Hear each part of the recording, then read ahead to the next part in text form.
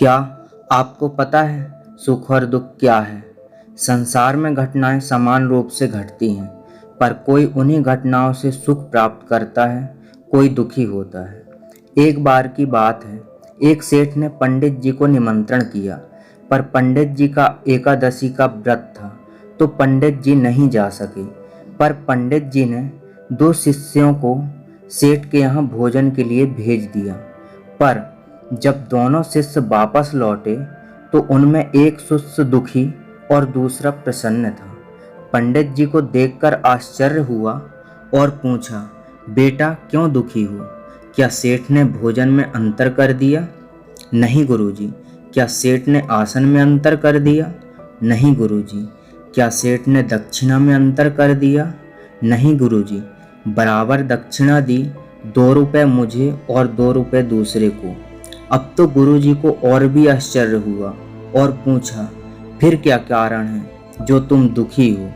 तब दुखी चेला बोला, गुरुजी मैं तो सोचा था सेठ बहुत बड़ा आदमी है, कम से कम 10 रुपए दक्षिणा देगा, पर उसने 2 रुपए दिए, इसलिए मैं दुखी हूँ।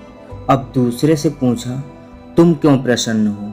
तो दूसरा बोला, गुरुजी मैं जानता था सेठ बहुत कंजूस है, 8 आने से ज़्यादा दक्षिणा नहीं देगा, पर उसने 2 रुपए दिए तो मैं प्रसन्न हूँ। बस यही हमारे मन का हाल है। संसार में घटनाएं समान रूप से घटती हैं, पर कोई उन्हीं घटनाओं से सुख प्राप्त करता है, कोई दुखी होता है। पर असल में ना दुख है ना सुख, ये हमारे मन की स्थिति पर निर्भर करता है। इसलिए मन प्रभु के चरणों में लगाओ, क्योंकि कामना पूरा ना हो तो दुख और कामना पूरी हो जाए तो सुख। पर यदि कोई कामना ही ना हो तो आनंद ही आनंद है। जिस शरीर को लोग सुंदर समझते हैं, मौत के बाद वही शरीर सुंदर क्यों नहीं लगता? उसे घर में ना रखकर जला क्यों दिया जाता है? जिस शरीर को सुंदर मानते हैं, जरा उसकी चमड़ी उतार कर तो देखो, तब हकीकत दिखेगा कि भीतर क्या है। भीतर तो बस रक्त, रोग, मल और कचरा भरा पड़ा है। फिर शरीर सुंदर कैसे हुआ? शरीर में कोई सुंदरता नहीं होती। सुंदर होते हैं व्यक्ति के कर्म, उसके विचार, उसकी वाणी, उसका व्यवहार, उसके संस्कार और उसका चरित्र। जिसके जीवन में यह सब है, वही इंसान दुनिया का सबसे सुंदर शख्स है। सदैव प्रसन्न रहिए, जो प्राप्त है पर्याप्त है।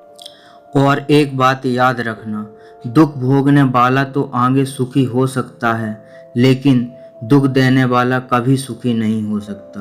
दुख में स्वयं की उंगली आंसू पोंछती है और सुख में 10 उंगलियां ताली बजाती है।